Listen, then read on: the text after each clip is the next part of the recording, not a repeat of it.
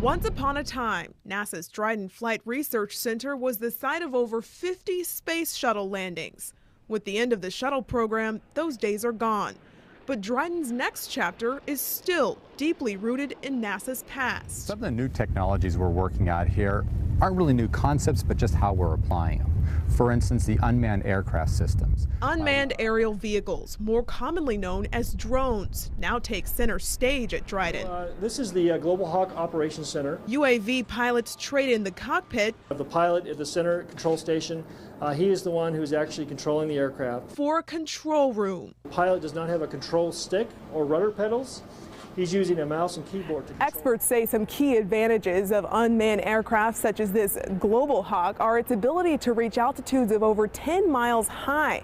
It can also stay in the air for 30 hours at a time, and that allows it to get up close and personal with the eye of the storm. You can look at the changing conditions of a hurricane while it is forming.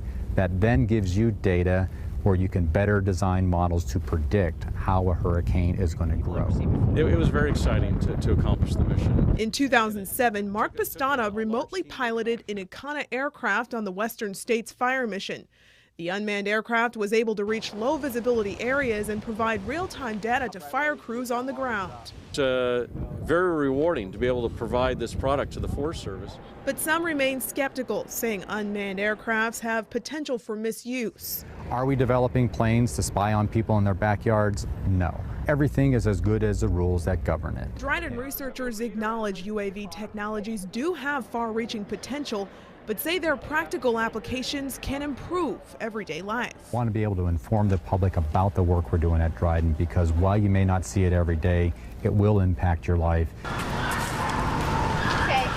Ashley, you want to take a pregnant mama in your lap? Staff and volunteers from Kern County Animal Control spent Sunday gathering nearly 300 animals, mostly dogs and cats, from its shelter on Mount Vernon Avenue. We may have a rabbit in there somewhere.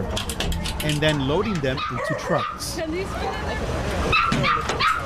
We have staff that's here simply to pull the animals from the kennels. We have staff that's here to keep inventory of the dogs that are getting on the trucks. The animals were driven across town to their new home at 3951 Fruitvale Avenue in the Northwest. But some dogs were apprehensive about the new move, reluctant to go anywhere, and, just like a stubborn child, would not budge. And you've got 608? The new place is much larger than the old one. Well, this facility is strictly indoors, so all the animals are inside. They're not inside and outside like they were at the other facility, so it'll be more temperature controlled. Kern County Animal Control had just 40 days to find a new home after it got kicked out of its location on Mount Vernon Avenue, which is city-owned property. The city and county had been feuding for years over issues related to animal care and costs. The new facility on Fruitvale has several new features. We're going to have some get acquainted rooms, meet and greet rooms for people to come in and sit down with animals, visit with them, and close the door and have a nice quiet area. They can bring their own pet from home if they'd like to bring and to get acquainted and make sure it's going to be a good match for their family. The county had about 700 animals on its hands when it received its eviction notice in August. Hi, kids. And there had been some concern some animals might have to be euthanized as part of the move to the new site. But that never happened. We have said all along that our population is coming with us. We would not be euthanizing any animals or sending any animals out just for the move. Along with a new home comes a new name. Kern County Animal Control gets a new official name as of Tuesday, Kern County Animal Services. So we have a new name, a new logo, a new facility, and a fresh start.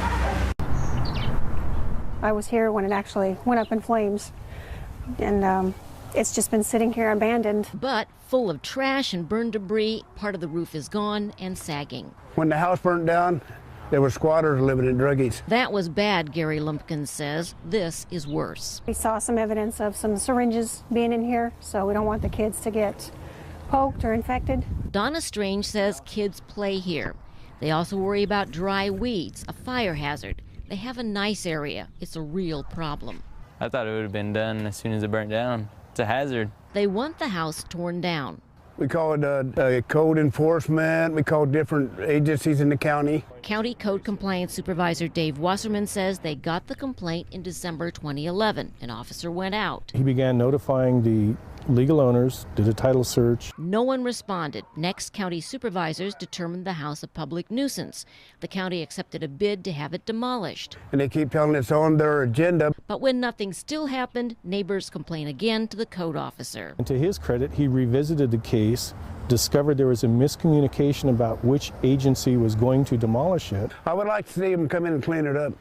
That's what will happen finally. We'd like to know when they're going to fix it, you know. We hope to have it completed within about 30 days or so. And neighbors will get what they want. Our warrant will request permission to take it down to the ground. It will be scraped clean.